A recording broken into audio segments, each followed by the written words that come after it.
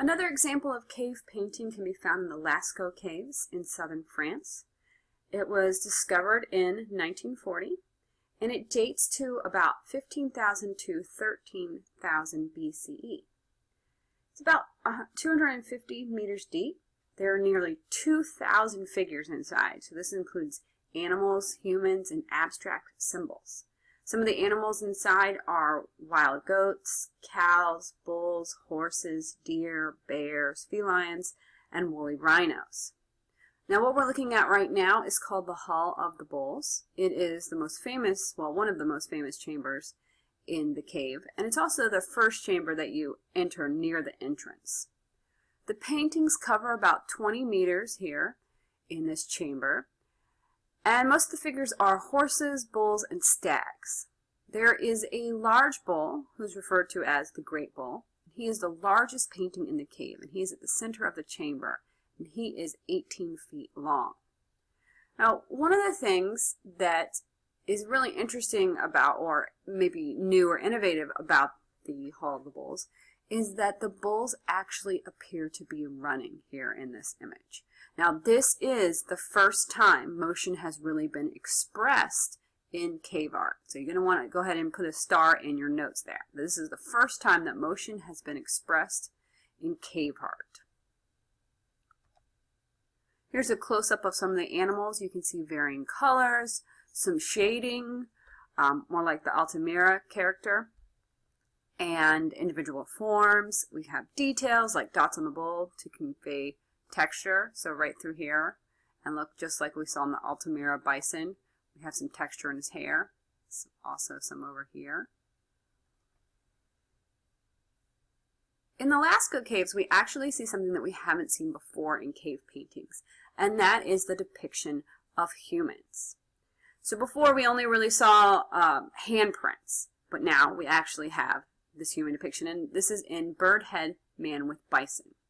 This was found in a chamber that was accompanied by spears and a stone lamp, so we know that people were going back and looking at it. It features a humanoid figure, perhaps a hybrid creature, but he's at least part human. So here he is right here, and he has kind of a very simple, kind of cylindrical body almost. But we know that he is a man because he has male genitalia, as depicted right here. He's probably wearing a mask, or he could be that hybrid creature. So it's like some sort of bird mask, or he's a bird hybrid.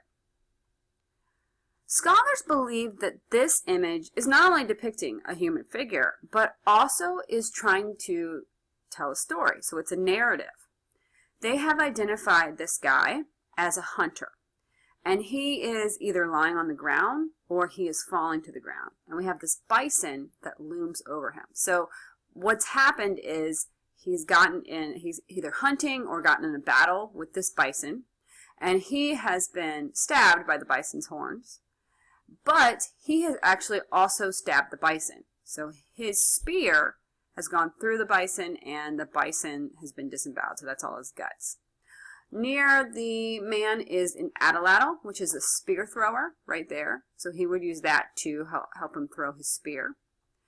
And he also has a staff, which has a bird on the top of it. So the hunter might be dead or dying. So basically like they've killed each other. That's kind of the story we think. This could be a myth. This could be a historical event. Perhaps it's a hero story. Maybe it's a vision. Some scholars argue that it is a vision of a shaman, and that's why he's wearing a bird mask, that he is depicting the shaman priest kind of figure. Maybe this holy man. But what's really interesting about this image is, okay, great, we have this narrative, that's pretty exciting, but also we have this fairly naturalistic depiction of this bison. And we've seen other naturalistic depictions of other animals in that previous slide. So they're naturalistic, but why is the human so unnaturalistic? He really, yeah, you can tell he's a human, but he's really very simplified. We're not really sure why, but we think that it is significant. We just don't know why. Now, unfortunately, due to carbon dioxide damage from visitors, these caves can no longer be visited. Only researchers and people who are trying to conserve the caves are allowed. Instead, visitors can visit Lascaux 2, which is a reproduction of the image of the originals.